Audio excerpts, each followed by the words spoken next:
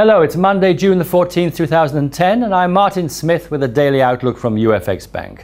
The dollar strengthened against other major currencies after worse than expected US retail sales data, which came out at minus 1.2% versus expected 0.3%, pushed the stock markets lower. Crude fell by minus 1.6% to close at $74.20 a barrel.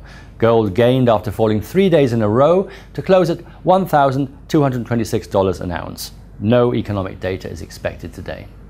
The euro traded almost unchanged versus the dollar as an improvement in market sentiment helped the pair to reach weekly highs on Friday at 121.54, but later this fell back to 121 levels. Breaching above the 121.70 levels might fuel a positive trend in the pair.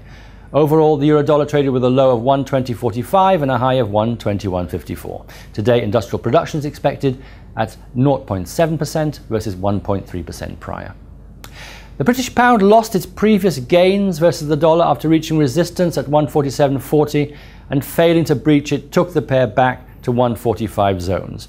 Worse than expected data pushed sterling low after manufacturing production came out at minus 0.4% versus expected 0.6%, and the PPI input came out at minus 0.6% versus the expected minus 0.1%.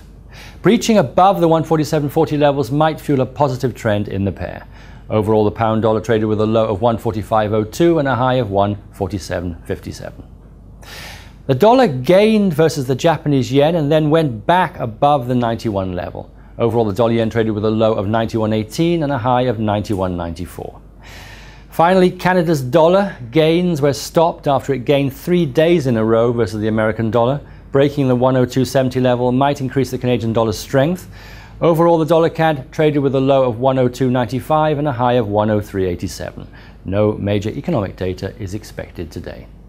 Well, that's it from me. Be sure to visit us at UFXBank.com for simple, safe, secure trading.